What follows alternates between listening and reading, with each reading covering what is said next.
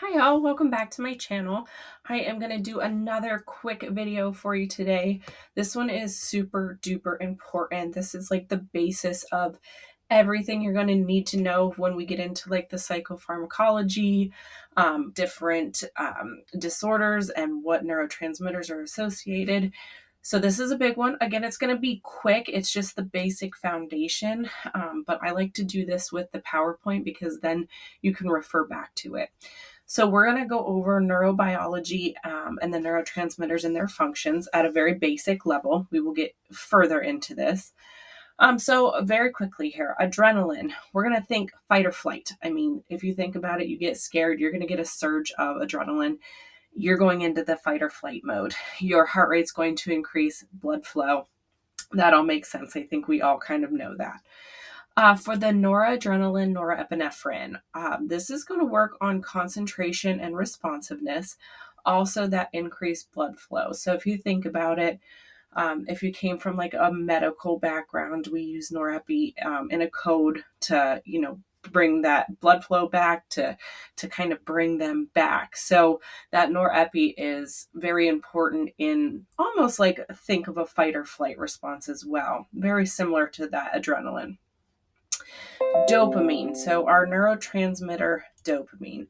And if you can see, I put right next to there, this is a huge common test topic. Very high yield, very important. This is something that you need to understand inside and out because it is going to be a basis for a lot of things, a lot of big test items on the ANCC boards. So with this, you're going to think of addiction first and foremost. If you see dopamine, that's where most of our addiction issues are going to come from. And then we're going to think about movement second, almost as important as that addiction. It's movement, and then our motivation. So I put a test tip here. This is how I remembered it for boards. I always like to make little, like just abbreviated things. So I put damn paw and DA for dopamine, and I remembered movement, motivation, and PA was pleasure and addiction. And this will make a little bit more sense later because our dopamine works with works in Alzheimer's, Parkinson's. So the paw made me think of like an old man. So damn paw. That's how I remembered it. You remember it however it works for you. All right, continuing on here. Serotonin. I don't feel like I need to say this, but I'm going to. Huge common test topic. I mean, if you look at any psychopharmacology, most of our meds that we're using are going to work on serotonin in some manner. A very important note, another name for serotonin that you will see on boards, at least I did on mine, they will just call it 5-HT without calling it serotonin. So no, those are the two, like they're the same thing. So keep that in mind because you will see that. So just start interchanging those when you're studying. Just know 5-HT is the same exact thing as serotonin. Again, very high yield on the boards. With this one, it is responsible for mood, sleep, and GI regulation. With this, keep in mind, like, don't make this more complicated than it needs to be. Think about what our serotonin, like our SSRIs, do. So they help with mood, they help with depression. Sometimes they can cause a little bit of drowsiness. So sometimes we recommend giving them at night. They regulate sleep a little bit. And GI regulation, you will know when you get in practice, a lot of times there is some GI upset with some SSRIs. So just keep that in mind. That's where that GI regulation comes in. How I remembered this one, I just put the mood, sleep, GI regulation. I took the first letter of each. So MSG, I'm a millennial. So to me, that means message. And our 5-HT, our serotonin, sends us messages about our mood, about our GI system. It sends us messages. So that's how I remembered it. Serotonin, MSG, mood, sleep, GI. GABA. So I might age myself here a little bit, but think calm. Calm. When you hear GABA, think calm. And how I remember this is if you listen to oldies music like 60s, 70s, there was a band called ABBA. And it was kind of like they had like disco stuff, but it was like a calming music. So ABBA, GABA, think calm. This calms our central nervous system. It helps increase our focus because it's calming our anxiety. Third, acetylcholine. This was huge on my board exam. I honestly didn't expect that because we didn't cover it in great detail in a lot of my review courses. But I want you to be aware of this because I had a lot of questions on it. So acetylcholine, you can see this as ACH as well. That's the abbreviation for it. So just keep that in mind. Very common for them to just abbreviate. With this one, it is going to impact thoughts, learning, memory. Acetylcholine is very big in like Alzheimer's, Parkinson's, that kind of thing. So keep that in mind. Test tip. This one was kind of hard for me to remember. Again, I didn't put too much effort into this when I was studying for boards, and I wish I would have done that. So I came up with the little abbreviation here of LACHM. With that, L is for learning, the ACH is for acetylcholine, and then M is for memory. That was like the best way I could come up with it. So when I saw acetylcholine, I thought LACHM, learning, acetylcholine is memory. I hope that is helpful. And then we'll go on to our last page here. Glutamate, think excitatory. This is the complete opposite of our GABA. Glutamate, excitatory. This is for nerve contacts, learning, memory. Test tip with this. With the word glutamate, there is mate in there. Think of mating. Mating out in the wild is a very autonomic function. That's how I remembered that. Glutamate, excitatory, mating. It's the best way to think of it, honestly.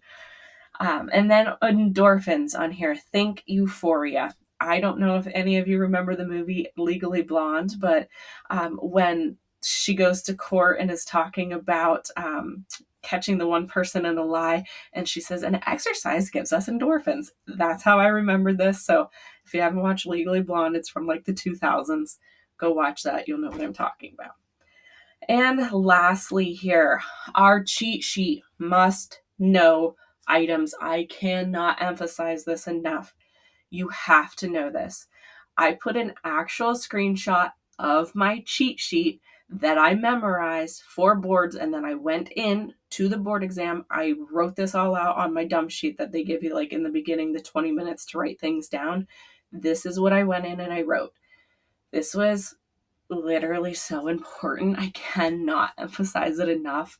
You have to memorize this. I will go through this briefly because it looks overwhelming to try to memorize this, but it does make sense if you look at it. So briefly here, Alzheimer's. If we have an increase in dopamine, we're going to have, if we have a decrease in acetylcholine, we're going to have memory issues. I'm sorry, I was looking at the wrong one. So acetylcholine, think decrease, we're going to have memory issues. That makes sense with Alzheimer's. Glutamate, it's decreased. We're not going to have as much excitatory stuff going on. Parkinson's, we have a decrease in dopamine, which gives us the Parkinson shake. We have like the movement concerns. Acetylcholine is increased. So remember with Alzheimer's, there is the inverse relationship with the acetylcholine and dopamine. I always wrote these two together because I would know, like, if I memorize one of them, that Alzheimer's has an increase in dopamine, a decrease in acetylcholine, then I automatically know that Parkinson's has a decrease in dopamine and an increase in acetylcholine. Just made it a little bit easier. Any areas that you can make easier while you're trying to memorize all of this stuff, it helps. Schizophrenia. So we will get into this in great detail in one of the next videos. This is the dopamine pathways that everybody talks about. So this will make more sense when I talk about the dopamine pathways in like great detail because you will see multiple questions about it. Psychosis, increase in dopamine, increase in glutamate, makes sense. Glutamate, excitatory, remember, think of that mate autonomic functioning. So excitatory, we're in psychosis, everything's excitatory.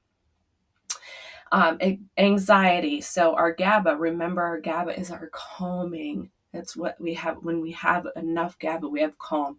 Anxiety, we don't have enough GABA, we're anxious. That GABA is way low because our anxiety is way high.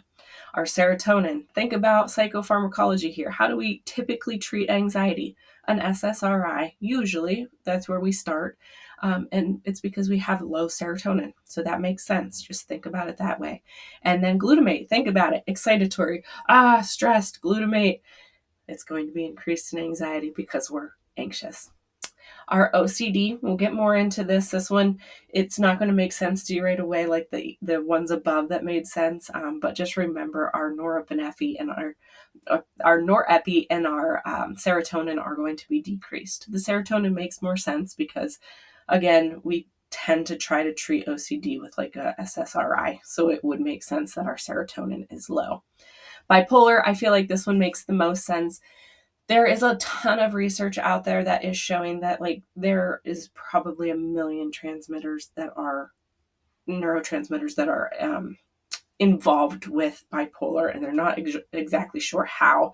But just remember, for board exam purposes, glutamate increased, excitatory, think of that mania. Makes sense, right?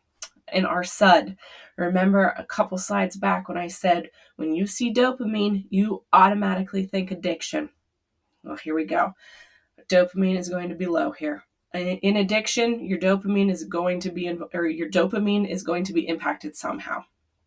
And then ADHD, this one's another tricky one, kind of along with bipolar, because there are so many unknowns about it. But just remember, most likely our dopamine, our serotonin, and our norepi are involved, which it makes sense, right? We have the hyperactivity with the norepi. Our serotonin is probably impacted because serotonin is pretty much the basis of all things mood related, and our dopamine is the movement and hyperactivity.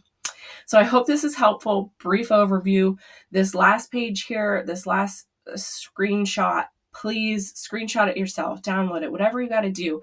Memorize this, write it on your dump sheet, and you will be just fine for boards.